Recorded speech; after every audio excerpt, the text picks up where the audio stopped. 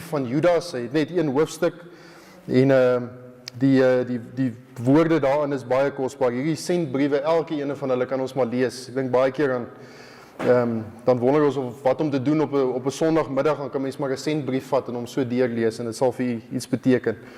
Maar nou ja, net so 5 of 6 verse uit die boek Judas, die tweede laaste boek in die Bybel. Dis vers 20 tot 25.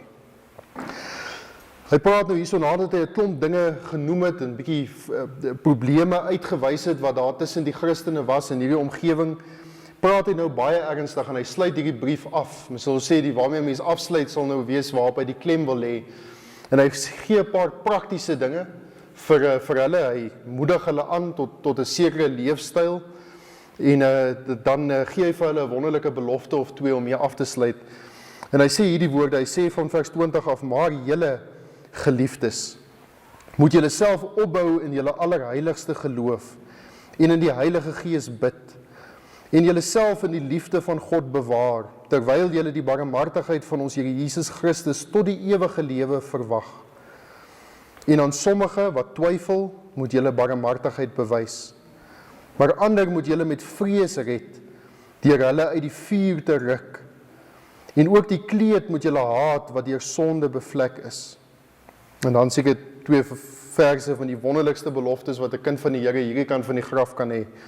"Aan hom nou wat magtig is om julle van struikeling te bewaar en julle sonder gebrek voor sy heerlikheid te stel met gejuig. Aan die alleenwyse God ons verlosser kom toe heerlikheid en majesteit, krag en mag, nou en tot in alle ewigheid. Amen." Ja, net tot sover die woord van die Here. So tydjie terug praat ek met 'n vriend van my, 'n baie goeie, eintlik 'n ouetjie wat saam met my op Bybelskool was. Hy's nou 'n besigheidsman daar in die strand in die Kaap. En hy sê hy laai so tydjie gelede sy oudste seentjie daar by die skool af. En hy sê dis nou 'n tipiese prentjie van 'n pappa wat nou die skoolkar ry en hy sê hy laai hom af en hy sien die ouetjie se tas is groter as wat hy is en hy hardloop so daar na sy maatjies toe. En hy staan so 'n oombliekie om nou net te kyk dat hy okay is. Hy staan nou so in die parkeerarea so buitekant die palisades en kyk. En hy sien toe klein Albert hardloop daar na sy maatjies toe. En daar's 'n groepie van sy vriende, maar hy kan sommer duidelik sien daar's een ouetjie wat nou die grootste van hulle almal is en die ou die rugbybal in sy hand. En hy sê klein Albert hardloop en hy probeer die bal sommer so speelgewys met die tas op sy rug probeer hy die bal afvat by die ouetjie. En die ouetjie vervies vir hom. En die volgende oomblik sien Andre dat die ouetjie stamp vir klein Albert dat hy daar trek. Nou ja, hy het momentum want die tas trek hom ook nou nog. Maar hy slaat sommer so half bolle mekiesie daarso en hy's vol gras. En hy sê die instink van hom as pappa is nou om nou te wil inhardloop daarso, sommer vir daai ouetjie 'n pak slaag te gee, want wie sou nou anders dit gesien het? Hy's nou besig om dit te sien. Maar hy stop vir 'n oomblik en hy dink by homself, maar my seun is nou groot. Ek het nou vir hom baie geleer tot nou toe en ek kan nou nie die hele tyd sy battles fight nie. Hy gaan moet leer een of ander tyd. En hy sê, hy staan en hy huiwer en hy dink by homself, hy moet nou niks doen nie, hy wil nou kyk wat gebeur. En hy sien klein Albert staan op en hy stof homself af en al huilende stap hy daar en hy gaan staan daar agter 'n muur en hy huil. En hy sê sy pa hart wil breek. Hy dink by homself, ai my kind. Maar hy dink by homself, nee, ek gaan lieweste nou daaroor bid terwyl ek werk toe ry en ek gaan vanaand sal ek bietjie met hom gesels en vir hom so 'n paar dinge leer in die lewe. En toe hy dit vir my vertel, toe dink ek aan die woorde van ons Here Jesus daar in Johannes 16. Die klimaks begin op te bou in Johannes na die kruisiging van die Here Jesus. Dis asof dit 'n drama verhaal is wat skielik begin momentum kry en mens begin die spanning aan te voel van hierdie laaste dag of ure voordat die Here Jesus gevange geneem word en dan uiteindelik gekruisig word.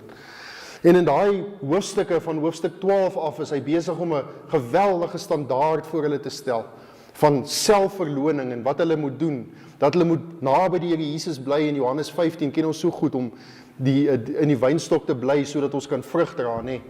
En dan in hoofstuk 16 deel hy nog so 'n paar dinge wat ek nou by sal kom. En hoofstuk 17 bid hy hierdie wonderlike gebed vir hulle, wetende dat die stryd lê vir hulle voor. Hy het goed geweet wat lê vir hulle voor, hulle het nie geweet nie. En hy bid hierdie wonderlike gebed en dan begin hoofstuk 18 waar hy die Kidron oorsteek die ou spruitjie en hy verloon homself en hy onderwerp hom aan die Vader se wil. En daar waar hy hom onderwerp aan die Vader se wil in die tuin van Getsemane is ook die plek waar hulle hom gevange neem en uiteindelik kruisig. Maar in die aanloop daarvan sê hy iets baie vreemd vir hierdie groepie manne wat hom aangehang het, wat hom gevolg het, wat begeer het dat hy by hulle moet bly, wat nog baie van hom moes leer. Vleeslike manne, soos wat ons nou in die laaste paar aande gehoor het, of gisteraand ten minste, vleeslike manne, vol van hulle self. En hulle hoor hierdie woorde en hy sê vir hulle, dit is vir my, of dit is vir julle voordelig, dat ek van julle af weggaan. Sê, wat 'n vreemde woorde is dit? Here, dit is vir ons goed dat U by ons bly. Maar jy sien, in die aanloop, of eintlik maar, kan mens maar sê, die hele 3,5 jaar wat die Here Jesus saam met hierdie manne op aarde gewandel het hy hulle in 'n groot mate gebuffer van die wêreld. Die aanvalle van die Fariseërs en die Sadduseërs was op hom gemik geweest. En baie keer het hierdie manne agter die Here Jesus geskuil. Hulle was goed beskerm geweest. Die aanvalle en die vyandige woorde en probeer om iemand uit te vang was op die Here Jesus gemik. Hulle het probeer om hom sy woorde te verdraai. Hier en daar het die disippels bietjie gekonfronteer gewees met verskillende dinge, dan hulle vinnig teruggehardloop na die Here Jesus toe en hy het vir hulle iets verduidelik of iets geleer van dit. Reg aan die einde het Petrus die swaard uitgepluk en Malgas se oor afgekap. Daar was bietjie konfrontasie en daar by die diensmeisie by die vuur was hy gekonfronteer, maar die res van die tyd weggekruip, weggesteek agter die Here Jesus. En nou weet die Here Jesus, een of ander tyd gaan hy hierdie manne moet los, want hierdie evangelie gaan nou soos 'n veldbrand deur die wêreld moet gaan. En hy weet hy gaan hulle moet los op hulle eie voete en hulle gaan hulle eie battles moet fight. Hy gaan vir hulle die toerusting gee, hy gaan vir hulle die krag gee, maar hulle gaan op hulle eie moet aangaan. Hy kan nie intree en vir hulle kom veg op daai manier nie. Hy gee vir hulle die belofte dat hy met hulle sal wees deur sy gees, maar hy sê vir hulle dis vir hulle voordelig dat hy weggaan. En na die Here Jesus se opstanding en hemelvaart was hulle geweldig ontbloot geweest. Mens sê dit was die kwesbaarste wat hierdie manne in hulle lewe was. Nou ons het gisterand gehoor dat die sonde in hulle harte was die primêre rede gewees hoekom hierdie manne in die bofortrek die Here Jesus se aangesig gaan soek het. Hulle was diep oortuig van hulle sonde, van hulle vleeslikheid, van baie dinge wat hulle in hulle lewe toegelaat het. Maar daar was 'n sekondêre ding ook gewees. Want nou is hulle ontbloot, nou is hy nie by hulle nie. Nie tasbaar in 'n geval nie, en hulle kan hom nie sien met hulle oë nie. En nou moet hulle hierdie wêreld ingaan. En hulle moet die geweld, die verskriklikste taak wat ooit op enige iemand gelê word, moet hulle nou gaan voortvat. Hulle moet nou hierdie vaandel dra, die wêreld in, en hulle het nie krag nie, hulle het nie oorwinning in hulle lewe nie, en daar's baie min waarop hulle kan staat maak. Hulle is ontbloot en onnigter, hulle is bang. Hulle kruip vir hulle lewe weg, letterlik binne in daai bofortrek, bang. Hulle sluit die deure, hulle is te bang iemand kom daarin, soldate om hulle ook te vang. En hulle buig voor die Here. En daar meld hierdie manne aan vir diens. Daar buig hulle voor die Here en die Here reinig waaragtig hulle harte. Hulle is ontbloot, hulle bring hulle sonde voor die Here, soos wat ek glo die begeerte van ons was. Dis hoekom jy die dienste bygewoon het. Vertrou dat dit al so was, dat jy op daai plek gekom het waar jy gebuig het voor die Here. Jy het vir hom aangeroep as kind van die Here en gesê, Here, reinig my hart, asseblief. My lewe is 'n klad op die naal en my getuienis is swak en wankelagtig. En hy het na die Here toe gekom en hy het U waarlik gereinig, soos wat hy vir hulle gedoen het. En hy het hulle waaragtig gevul met sy gees. Hulle het die gees ontvang toe hy op hulle geblaas het. So mense kan sê by die wedergeboorte het ons die gees van die Here ontvang, maar hy het nie alles van my gehad nie. En nou gee hulle alles oor. Hulle gee die sleutels van hulle hart aan die Here oor. En hulle kom vir toerusting en vir krag wat hy vir hulle beloof het. Ek het al baie daaroor gedink, maar Christendom is 'n spansport. As jy my sal toelaat om so 'n stelling te maak met baie respek. Christendom is 'n spansport. Daar's nie plek vir leegleers nie. Daar's nie plek vir mense om weg te kruip en te sê ek is werkloos nie. Daar's nie werklose mense in die Christendom. Kan nie so wees nie. 'n Kind van die Here meld aan vir diens. 'n Kind van die Here is bereid om te werk. 'n Kind van die Here is bereid om die prys te betaal. Hulle was nie, maar na daai oomblik besef hy is nie nou by hulle om raad te gee nie, gee hulle self oor aan die Here en sê, Here, nou moet U iets in my hart doen. Wat ek so desperaat is dat U sal doen. Ek onthou, ek het cricket gespeel, baie kranig cricket gespeel op skool en op 'n stadium, die fasiliteite by ons skool was verskriklik sleg geweest. Die belangstelling in 'n groot rugby skool daar was niks geweest, daar was geen geld nie. Ek het meeste van die tyd die kolfblad vir die wedstryde self voorberei. Niemand het geworry nie, daar was nie onderwysers betrokke nie. En toe besluit ek, maar ek speel nou al vir 4-5 jaar klap cricket, ek gaan net klap cricket speel, ek gaan nie by die skool betrokke wees nie, en iemand gaan klaar toe daaroor, en hulle, en die Unie, die cricket Unie, daar die oostelike cricket Unie, besluit toe nou, dat alle skoolseuns moet skool cricket speel, anders dan mag hulle nie klap cricket speel nie, en baie sleepvoetig, gaan meld ek toe nou aan by die oefeninge, en ek onthou ek het geloop met die oefeninge, vir die veldwerk oefeninge, ek wou nie saam gehardloop het nie, ek was vies gewees oor hulle dit gedoen het. En ek onthou een dag by die pauze, toe storm daar 'n klomp manne op my af, die kaptein onder andere, Floy, was nie 'n vreeslike intimiderende naam gewees nie, maar hy was 'n groot ou gewees, hy en 'n klomp manne storm op my af, en hulle wil my toe nou sommer 'n pak gee, vir my sleepvoetigheid. En nou ja, ek het my boeglam geskrik, en myself uit 'n pak sla uitgepraat, maar iets het by my vasgesteek, wat gesê het, as 'n mens deel is van 'n span, dan bring jy jou kant. Jy kan nie net sit en maak wat jy wil nie, dit werk ongelukkig nie so nie. Bly dan liewste heeltemal weg. Maar as kind van die Here, kan ons ook nie so sleepvoetig deur die lewe gaan nie. Daar moet 'n dinamika wees, want jy sien die belofte wat die Here vir hulle gegee het, daar in die bo vertrek, was een van dinamika. Daai woordjie krag beteken nie, ek het 'n plek om te sit in die kerk op 'n Sondagmiddag nie, of op 'n Sondagoggend nie. Dit beteken daar's 'n dinamika aan wat ek doen, daar's iets wat in beweging kom, soos 'n groot stoom-engine. Mens kan daai kole maar daar stook, en op 'n stadium, dan kom daai verskriklike swaar stuk yster in beweging. En dis hoe 'n kind van die Here se lewe moet wees. Enigiets minder as dit, is substandaard. En dis 'n verleentheid vir die naam van ons Here Jesus Christus. En hierdie manne het dit besef, hulle het aangemeld vir diens. En die Here het hulle gereinig. Nou begin Judas hierdie brief, hierdie was nou maar net so ter inleiding, maar hy begin hierdie brief, en hy skryf in die eerste versie, dat Judas, 'n diensknegt van Jesus Christus en broer van Jakobus, aan die wat geroep, en in God die Vader geheilig, en vir Jesus Christus bewaar is. Hy skryf nou hier met geheiligdes, hulle wat op die einde van hulle self gekom het, wat besef het, ek moet nou aanmeld vir diens, ek moet hierdie dinamika moet deel wees van my lewe. Hulle is geheilig. En hierdie geheiligde Christene praat hy nou hier van 'n paar dinge wat hulle moet doen. Hulle moet waaksaam wees, hulle moet werk, en hulle moet vashou aan die beloftes van die Here. En nou sou mens sê, maar wat gebeur nou, as ek nou die Here vertrou het vir 'n rein hart, waarlik, maak hy my hart skoon. Maar nou is ek nie 'n super Christen nie, daar's iets nou wat gedoen moet word, en daar's 'n verantwoordelikheid wat die Here vir my vra. André vertel vir my, hy sê, hy so weke wat later, hy sê, daai aand, toe vat hy sy seentjie, klein Albert, en hy sê vir hom, man, as jy 'n bal afvat by iemand, dan vat jy hom so af, hy wys vir hom so 'n triek of wat, om 'n bal af te vat. En nie net dit nie, hy sê vir hom, in 'n geval moes jy nie dom genoeg gewees het om die grootste ou op die speelgronde te gaan aanvat nie.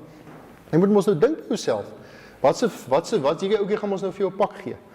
En hy sê so 'n paar weke later, eendag toe kom hy daar by die skool, en sonder dat hy daaraan gedink het, eers laai hy sy seentjie af, en soos altyd kyk hy hom agterna, en hy sien hy hardloop by die tassie, en hy sien koeps, vat hy die bal by dieselfde ouetjie af. En hy ontlont die situasie deur die bal terug te paas vir die ouetjie, met net so 'n glimlag op sy gesig, en die ouetjie speel saam, en hy paas weer die bal terug, en nou André dink by homself, my kind het iets geleer. En ek glo dis wat die Here wil hê, ons moet nou doen as kinders van die Here in 'n moeilike wêreld.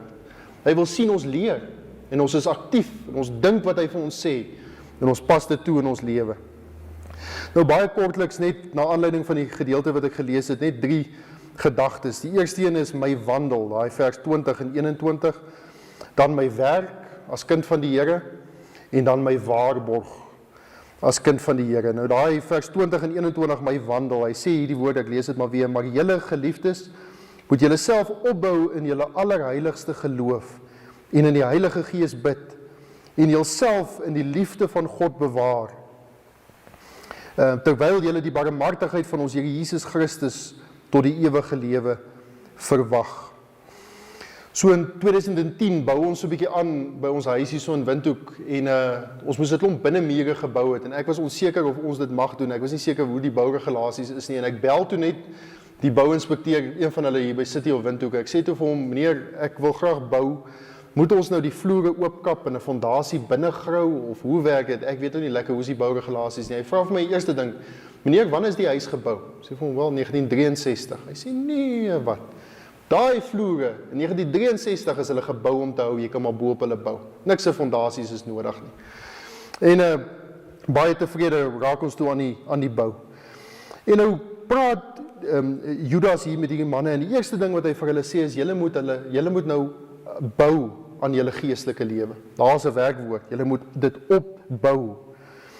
En die fondasie is goed gelê deur ons Here Jesus Christus. Hy het nie gevra dat ons moet reinvent the wheel nie. Ons moet nie van voor af begin en ons eie paadjie in die wêreld uitkap nie. Ons kan maar eenvoudig op die rots, die vaste rots wat ons Here Jesus is, bou.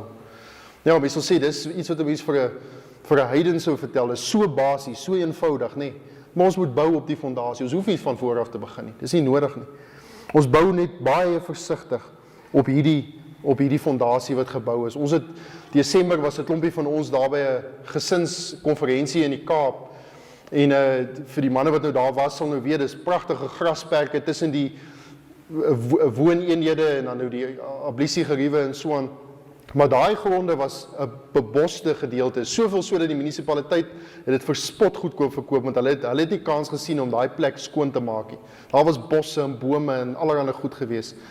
En 'n afgetrede sendeling wat ek bietjie gaan besoek het in Desember, hy is nou 90, hy sê ons het daai plek oopgekap met pangas. Hy sê ons het met byle, ons het daar ingeklim dat die splinters trek. Hy sê dit was baie harde werk, baie bloed in die hande, oopgekap. En nou vandag is dit nou nie meer nodig om dit te doen nie. Ons sny net die gras met die grassnyer, want alles is mooi skoon en oop. Daar's niks bosse en probleme nie. Nou met die wandel agter die Here Jesus aan is net presies dieselfde. Dit hoef nie met stryd gevul te wees nie. Ek hoef nie met vrees en bewering te sê, Here, hoe gaan ek die jaar in en hoe gaan ek reg lewe nie, want daar's 'n vaste fondasie. As ek net weet wat dit is en ek ken die Here Jesus. Hierdie woordjie opbou in die Grieks beteken letterlik to build thereon. Nie net iets te bou van niks af nie, maar te bou op die fondasie van ons Here Jesus Christus.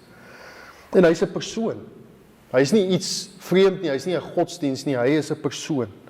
Nou hoe bou ek? Hoe sou ek sê, hoe sal ek nou bou? 'n Verhouding met hom is verskriklik belangrik.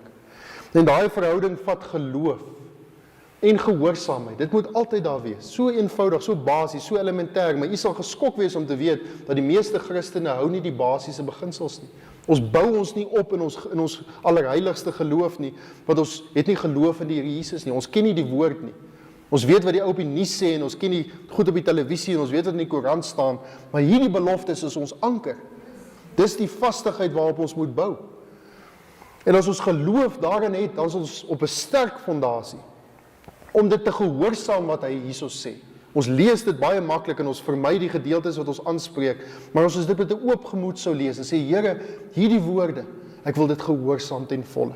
Ek wil dit myne maak.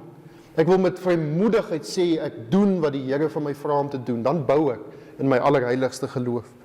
Daar moet kommunikasie wees, ek moet met hom praat, daagliks. Die Bybel moet oop wees sodat ek sy stem kan hoor.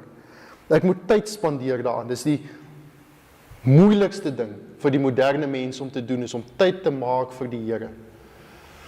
Jy sien, die groepie disippels, toe hulle gekonfronteer is met die realiteit dat hulle nou moet uitgaan in die wêreld en hulle moet hierdie boodskap, 11 manne, hulle kies vir Matteus, 12 manne, moet 'n evangelie uitdra wat nooit tot in ewigheid, hulle moet 'n koninkryk begin bou wat nooit in ewigheid ten gronde sal gaan nie. Toe besef hulle, ons kan nie net helfte van ons tyd daaraan gee nie. Ons moet ons hele hart en siel moet daarin wees. En hier's manne wat beroepe en ander ideale miskien gehad het 3,5 jaar van tevore. Hulle buig voor die Here en hulle kom aan die einde van hulle self. Die Here Jesus is alles, elke deeltjie van my. Ek hou niks terug nie. Daar moet aanbidding wees en daar moet respek wees. 1 Petrus 2 vers 4 tot 5 sê hierdie woorde, kom na hom toe, die lewende steen wat deur die mense wel verwerp is, maar by God uitverkore en kosbaar is. En dan hierdie woorde, en laat julle ook soos 'n lewende stene opbou tot 'n geestelike huis, 'n heilige priesterdom. Dis al 'n standaard vir 'n lewe, nê. Sê my lewe is nie een van 'n goeie Christen nie, my lewe is een van 'n heilige priesterdom. En dit alles verwys maar terug na die allerheiligste, daar waar die hoëpriester gevrees het om in te gaan. Sê dit moet my lewe wees. 'n Plek waar God vertoef. 'n Vriend van my het altyd dit gebruik in die gebed, hy het gesê, Here, broei oor ons. Ek het 'n paar sulke mense in my lewe geken. As ek by hulle gesit het en ek met hulle gesels, het die Here my oortuig van my lewe, sonder dat hulle oor die Here met my gepraat het. 'n heilige priesterdom. Met opbou. Dit gaan iets vat, dit gaan alles vir my vat. Om te werk en iets te bou wat so heilig is, dat mense bewus raak van die Here se teenwoordigheid. En dan gaan hy verder, hy sê, om geestelike offers te bring, jy weet, die Here soek goeie geestelike offers. En dan gaan hy verder in vers 11, hy sê, geliefdes, ek vermaan julle as bywoners en vreemdelinge om julle te onthou van vleeslike begeertes, wat stryd voer teen die siel. My pa was 'n bouer en hy het die gewoonte gehad, ek kan nie veel van sy lewe onthou nie, maar wat ek wel onthou van hom is die manier wat hy 'n baksteen gevat het. Daar's mos 'n ritme aan 'n bouer. Ek weet nie of u al gesien het hoe bou ouens, die ou wat kan bou het 'n ritme aan hom. En daar's 'n manier wat hy 'n baksteen vat. Ek raak die voorbereiding is mos nou so, die bakstene staan daar op die scaffold, op plank of wat ook al, en hy staan op 'n plek en die sement is daar op iets en daar's 'n manier wat die troffel skep en die baksteen gevat word. Maar as hy die baksteen gevat word, het hy hom gekap aan die agterkant van die troffel om seker te maak dis nie 'n gekraakte baksteen nie, want as hulle hom afgelaai het, is baie van die stapel bakstene mos baie keer gebreek. Het hom gevat, gekap, die sement gevat, gesmeer, geplak en dan het hy nou aangegaan met sy ritme en dan bou hy daai muur. Groot deel van ons huis was gebou geweest. Mens kan so onder die pleister sien hoe netjies daai bouwerk gedoen was. Maar ek het altyd gedink aan die manier wat hy die baksteen gekap het, net om seker te maak, hy is nie besig om dit gemors te bou nie. My broer praat van 'n mampara, ek weet nie of dit die algemene taal is vir 'n swak baksteen nie, maar 'n mampara, hy seker gemaak, dis 'n goeie baksteen, waarmee hy bou. Nou dink ek, ons doen baie deeglike dinge in ons lewe. Ons bou deeglik, ons werk deeglik, ons voed ons kinders deeglik op, ons beplan ons naweke deeglik. Maar hierdie saak is die belangrikste van alles, want dit is ewig. Dis my geestelike lewe. Ver meer as dit moet ek baie versigtig bou. Seker maak ek bou reg. Hoekom? In Romeine 6, baie ander gedeeltes praat hy van die reinigingsdeel, dit wat ons gister gehoor het by Morne en vis. Ek het gekom as 'n kind van die Here en ek het my vir die Here verootmoedig en ek het gesê, Here, kom reinig my hart van inwonende sonde. Daai dinge wat nog sy hart uitspring wanneer die omstandighede van so 'n aard is wat my getuienis weggooi. En ek het gekom omdat ek desperaat was, omdat ek 'n sukkelende val en opstaan lewe het. En nou sê hy in Romeine 6, hy sê, aangesien ons weet dat ons ouwe mens saam gekruisig is, want dis wat gebeur het, ek het by daai oorgawe gekom en ek het die kruis van die Here Jesus omhels en ek het die dood van die Here Jesus het my dood geword. En ek is saam met hom opgewek, so ek het gesterf aan myself. Die Here, daar is nie meer, ek lewe nie meer nie, maar nou lewe ek vir Christus. Soos Galasiërs sê. En dan sê hy verder, sodat die liggaam van die sonde tot niet gemaak is. Daai woordjie katergeo, die Griekse woordjie, sê regtig abolished and vanished. Dis weg. Die Here het dit waarlik gedoen. Hy speel nie met sonde nie. Hy is by magte om die sonde uit my hart uit te haal, as ek net desperaat genoeg is. As ek die realiteit besef van wat ek nou moet doen in die lewe. Waarlik uit, dis uit my hart uit. Maar nou kan die versoeking so maklik nog van buitekant afkom. Sien, die Here het ons geskape met wonderlike, natuurlike begeertes. Vir 'n man en 'n vrou, 'n begeerte na die teenoorgestelde geslag. Seksueel en op baie ander maniere, dis 'n godgeskape ding. Die duiwel het dit kom steel by ons. Maar dis God geskape en is wonderlik en is pragtig. Vir my en my vrou binne in ons huwelik. En daar's baie ander begeertes. Die begeerte om myself te beskerm, dis 'n godgegewe ding. Hy het dit in my ingebou om my lewe te probeer beskerm. Maar nou kan dit so maklik wees dat ek raak selfsugtig, of ek probeer ander verdruk om myself te beskerm. En die begeerte om myself te voed, kan so maklik 'n ding wees dat ek begin met afgodediens op watter manier ook al. Daar's baie dinge wat die Here geskaap het. En dis soos velcro hier binne in my hart. En nou kom die vyand, die sonde is uitgehaal, wortel en tak. Die Here sê dis tot niet gemaak, ek glo sy woord soos hy dit sê. Maar nou skiet die duiwel van buitekant af, en hy wil so graag plak aan die velcro daar binne in my hart. Hy wil so graag hê, ek moet iets hier terugvat. En die enigste manier om seker te maak dat dit nie terugkom, is om goed te bou, om reg te bou. Om seker te maak die baksteen sit op sy plek, en daar's nie krake in die muur nie. Om seker te maak hierdie muur val nie weer om nie. Daar in Genesis 4 vers 7, jy ken die vers baie goed, praat die Here met Kain, wat nou net 'n moord gepleeg het. En selfs met hom praat die Here en hy sê vir hom hierdie woorde, hy sê die sonde lê en loer voor die deur en sy begeerte is na jou. Hy sê maar jy moet oor dit heers. Jy moet oor die sonde heers, jy kan nie daaraan toegee nie. Jy moet daar oorheers. Ons moet sorg dat ons al hierdie stene goed en tydsaam in plek sit. Ek moet tyd maak vir my geestelike lewe. Die sement moet goed nat gemaak wees. Ek onthou ons het hier gebou en ou Wambo bouer het ons gehelp en hy het vir my gesê, meneer, jy moet hier goed nat spuit, dat die sement kan hard word, elke aand. Nou dink ek, hoeveel mense stort nog 'n traan vir enige iets in die lewe? Wat nog vir siel? Wat nog oor my eie lewe? Sê ek, is ewige dinge. Asemhaling, volgende oomblik is ek weg en dan staan ek voor God. Dis hier wat dit tel, nee. Maar net 'n nag voor hom, miskien ween oor 'n siel, oor familie wat verlore is. Miskien oor my eie geestelike lewe en daai trane benat die sement en dit maak dit sterk. Want ek vat tyd, ek maak erns daarmee. Ek sorg dat die damkors ingesit is sodat die vog en jou vyand nie van onder die grond afkom en 'n earth leakage probeer veroorsaak wat die krag laat trip nie. Hy kom van onder af en van bo af van alle kante af. Maar die damkors is in plek gesit. Ek kyk vir 'n bietjie brick force sodat die muur nie kraak nie. Sommige elke derde ry terwyl ek bou, dan gaan ek eers bietjie saam met 'n broer of 'n suster een kant toe en ek sê ek sukkel met hierdie dinge in my lewe. Kom ons sit bietjie die brick force in. En ons sê Here, kom ek maak hierdie ding vas met U. By geleenthede soos hierdie, want ons lewe gaan so vinnig verby. Die hele jaar lê voor ons van gejaag, een oomblik na die ander oomblik. Dis die 20ste Januarie, oor 'n oogwink van nou af, dan sê ons waar die jaar heen gevlieg. En dan kom ons agter, ons het 'n lewe van krake agtergelaat.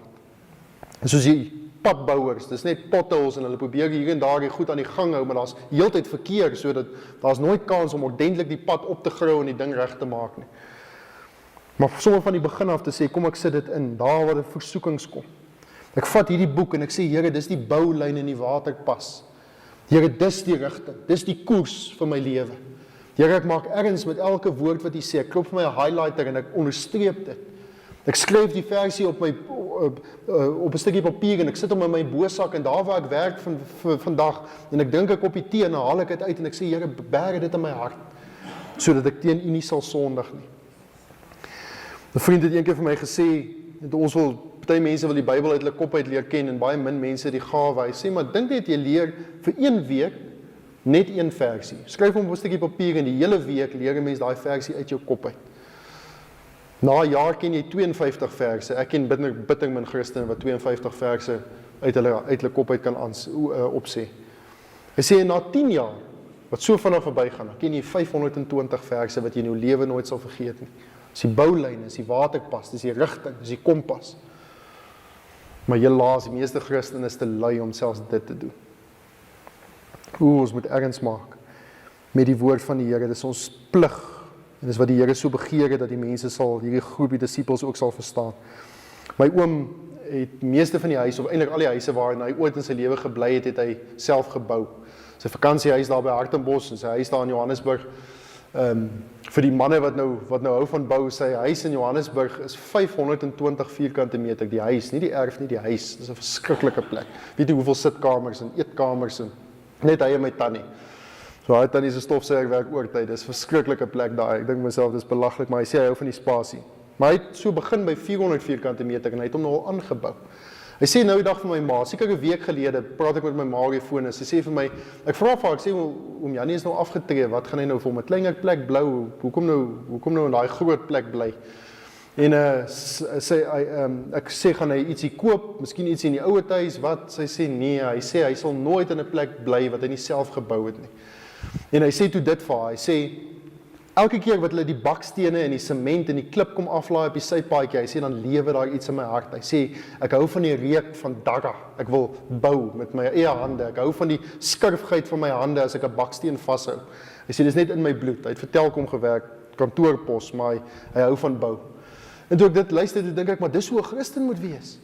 Sê dit moet my vreugde, my passie wees om te sê elke liewe dag van my lewe wil ek my geestelike lewe bou op die fondament wat ons Here Jesus Christus is. Dit is nie moeilik nie, is 'n vaste fondasie. Net bou. Moet net reguit bou en goed bou. Maar kan bou. Moet altyd besig wees daarmee. Maar hy sê nie net bou nie, hy sê bewaar ook. En hierdie woordjie bewaar, die Griekse woord is 'n ryk woord, is 'n wonderlike woord. En dit het 3 aspekte. Die eerste een is to guard from injury, om myself op te pas dat ek nie seer kry nie, dat ek nie val nie, dat ek nie struikel nie, sal hy nou uitbrei.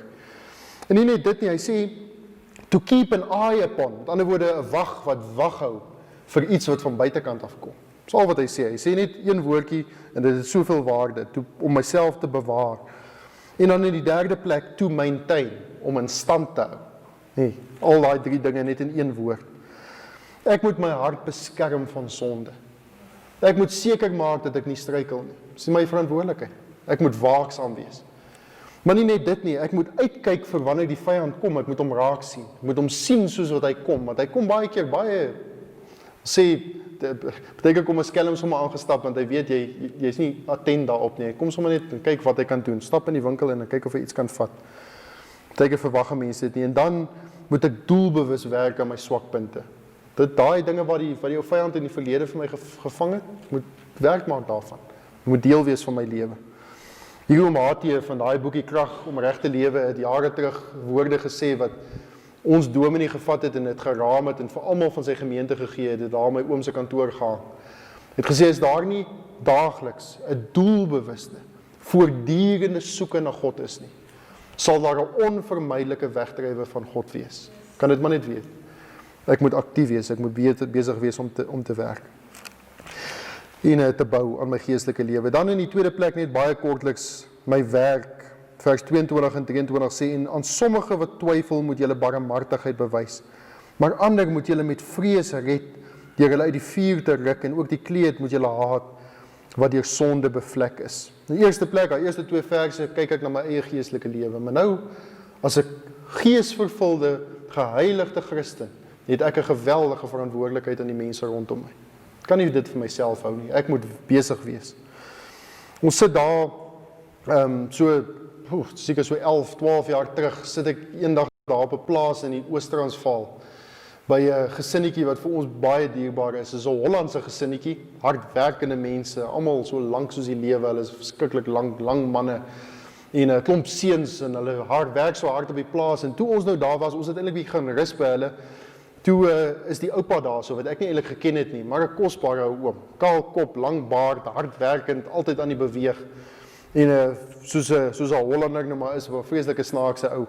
Maar die aand is dit boekevattyd, en hy vat die Bybel en hy lees vir ons, en omdat hy nou die oudste is aan die tafel, en ek was so dankbaar geweest, ek sit en luister nou wat hy met ons deel, en hy lees vir ons Psalm 46, wonder of u dit ken.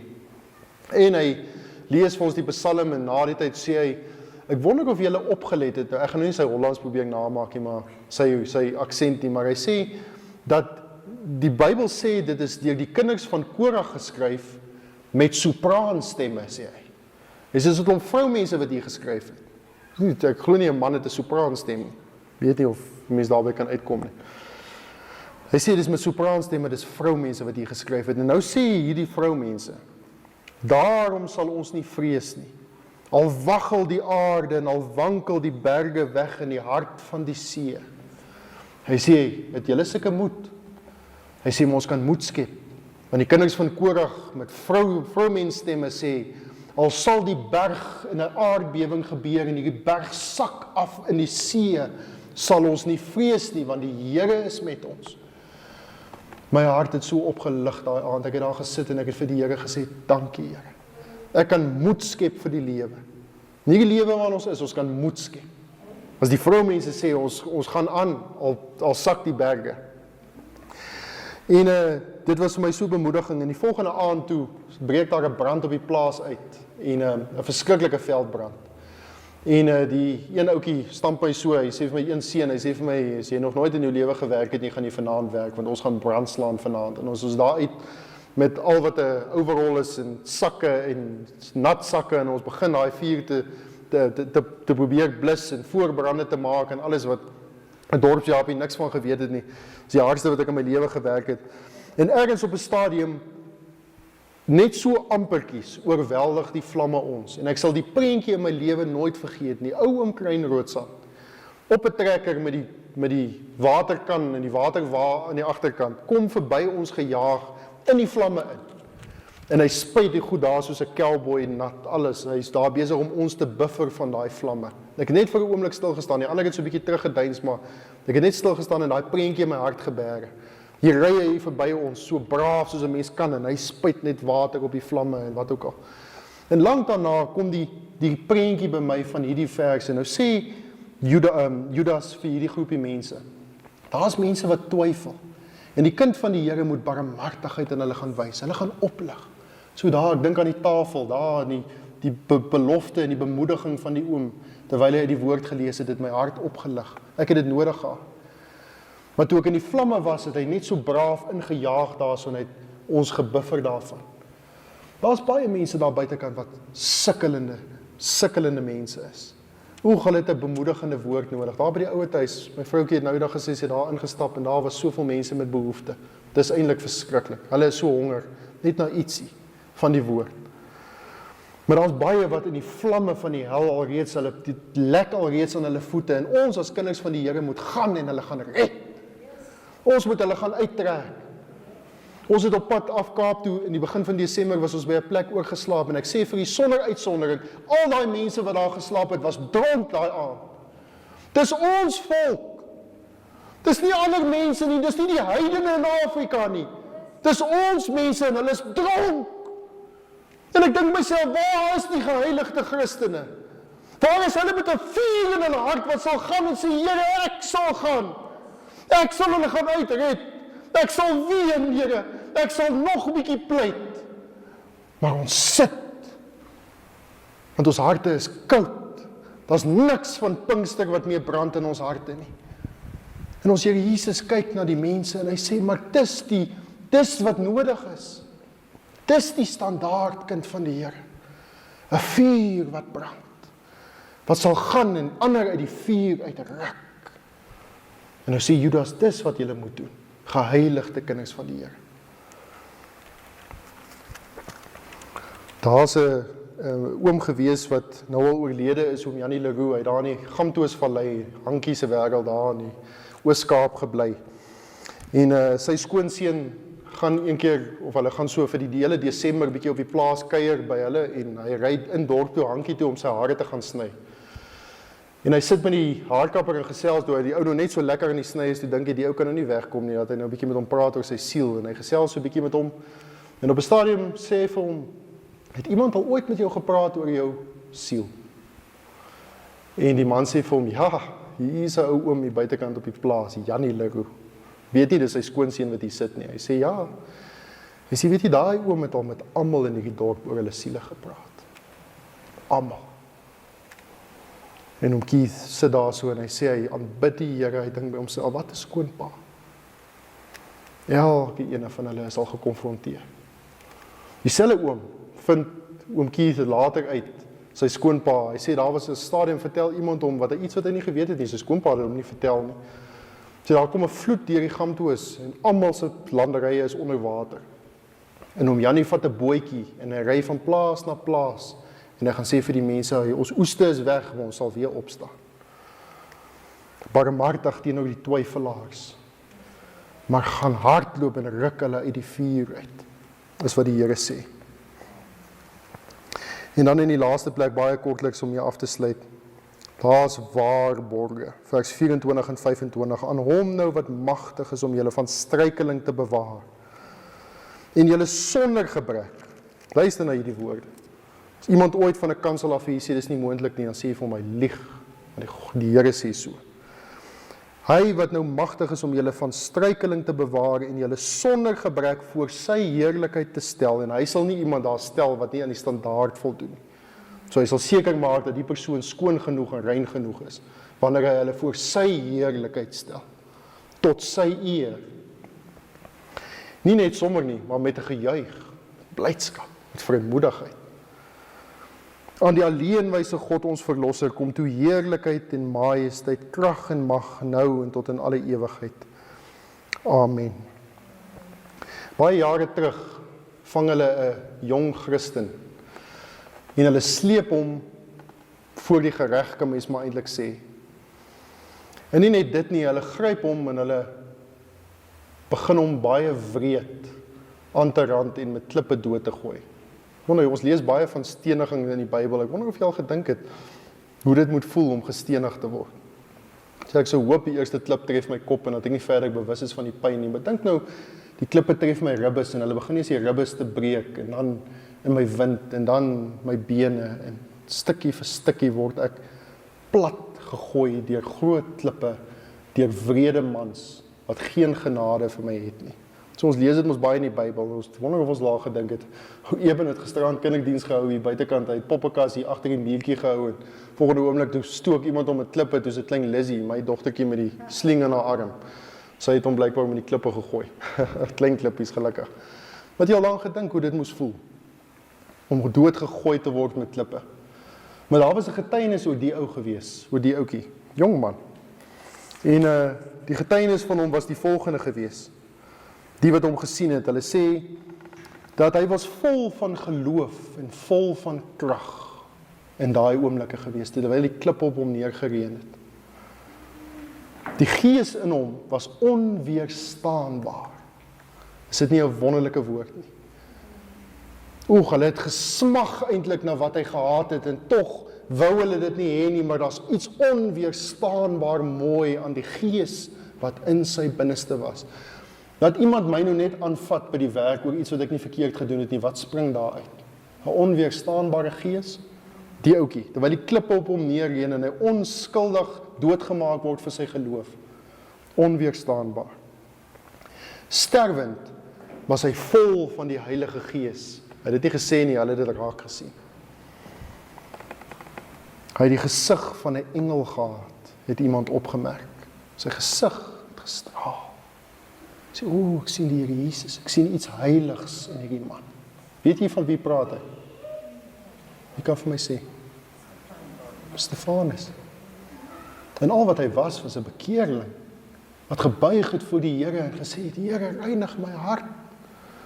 Gedink daar lê 'n bediening voor hom, hy moet die uithoeke van die aarde gaan evangeliseer, en min wetende, hy is die eerste martelaar. Hy gaan nie verby sy hoeveelste jaar ook al kom nie. Die eerste een om te sterf vir sy geloof. En daarin is 'n getuienis opgeteken wat aanklag is vir die kind van die Here. Sê hy was heilig geweest, te midde van dit wat teen hom gebeur het. Jy sien, die Here beloof vir hulle wat buig voor hom hierdie belofte, sonder struikeling bewaar word, voor sy heerlikheid met gejuig gestel, as ek net sou buig, nee. As ek net gisteraan se boodskap sou vat en sê, Here, is ek moet nou buig. Ek vertrou U vir 'n rein hart, Here. Hoekom? En jy moet dit in die hart berge vanaand. Hoekom kon hierdie man sonder struikeling voor die Here en voor sy teestanders verskyn het? Want aan hom, aan die alleenwyse God, ons verlosser, kom toe heerlikheid en majesteit, krag en mag. Hy kan dit doen as ek net sou buig. Hy kan dit doen. Ek wil sê, vervloek is die predikers wat sê, ek sal maar altyd sondig in woorde, werke en dade, want dis nie wat hierdie woord sê nie. Hierdie boek sê, dis 'n God wat kan waarlik my bewaar as ek net my hart aan hom sou oorgee, as kind van die Here. Ek sluit af, baie jare gelede vertel dierbare meneer Drotsky vir ons dat daar was 'n maatskappy gewees in Engeland wat hulle werk was om materiaal te kleur. En so hulle was in die dyeing business, nie dye soos in doodgaan nie, dye D-Y-E, nee. En hulle het materiaal op groot skaal in hulle fabriek gekleur. En hulle werk geadverteer deur 'n groot banier buitekant hulle fabriek te hang met die volgende woorde op. En dit sê so: We live to die and we die to live. The more we die, the more we live. And the more we live, the more we die. En ek sal nooit die woorde vergeet nie, dierbare meneer Drotsky sê, is dit nie 'n boodskap vir die kind van die Here nie. Sê ek is geheilig, gereinig, ek het die Here vertrou vir 'n rein hart. Nou word hierdie my boodskap Behalwe ek verander net die spelling, die die van die D-Y-E verander ek nou na D-I-E. We live to die. We die to live. The more we die, the more we live, and the more we live, the more we die. Sien, want die Here Jesus het in Johannes 12 vers 24 gesê, voorwaar, ek sê vir julle, as die koringkorrel nie in die grond val en sterf nie, bly dit alleen. Weerloos, kwesbaar, soos daai groepie disippels voor Pinkster, weerloos, hulle was bang geweest. Maar as die koringkorrel in die grond val, maar as dit sterf, sê hy, dra dit veel vrug.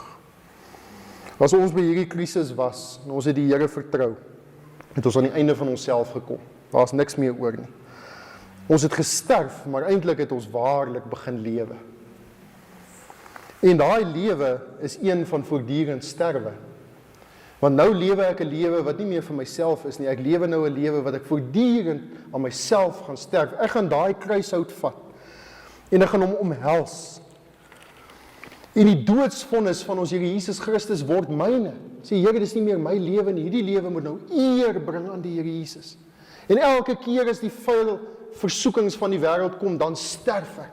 Oor en oor en oor, en die meer ek lewe, hoe meer sterwe ek. Hoe meer ek sterwe, hoe meer lewe ek vir Christus. Hierdie lewe is nie meer my lewe nie. En saam met hierdie lewe, is hierdie heerlike beloftes van beskerming, van krag, van toerusting en van vrug. Mag ons dit begeer, mag ons van vanaand af ons aangesig rig soos 'n kuisteen en sê, Here, dit sal my lewe wees. En ek gaan dit miskien vanaand ergens by 'n geleentheid, by 'n oomblik gaan ek moet buig voor die Here en sê, Here, ek maak dit vas in my hart. Here, hier is ek. Alles, daar's niks wat ek terughou nie. Ek het reeds dalk die Here vertrou vir 'n rein hart, sê, Here, dan kom ek dan nou en sê, Here, ek meld aan vir diens. Help my, tree vir tree, dat aan die einde sal ek ook met gejuig voor U staan en aan die Here Jesus al die lof en die eer bring vir 'n lewe wat by sy naam gepas het. Heiligheid is die standaard. Die Here Jesus is die standaard. Niks minder moet ons ooit mee tevrede wees nie. Mag die Here ons help. Amen. Kom ons bid net saam. Dierbare Here Jesus, U is so getrou om Uself aan ons te openbaar, en miskien vanaand in iets van baie wat ek gesê het, sou U woord toegepas het in ons harte. U sou miskien vanaand iets vir ons geopenbaar het, miskien sou U ons aangemoedig het en aangevuur het, en ek bid dat U sou, dat U hierdie hele week se boodskappe by mekaar sou voeg, en wat nodig is, sou gebruik in ons lewe tot eer van die Here Jesus Christus.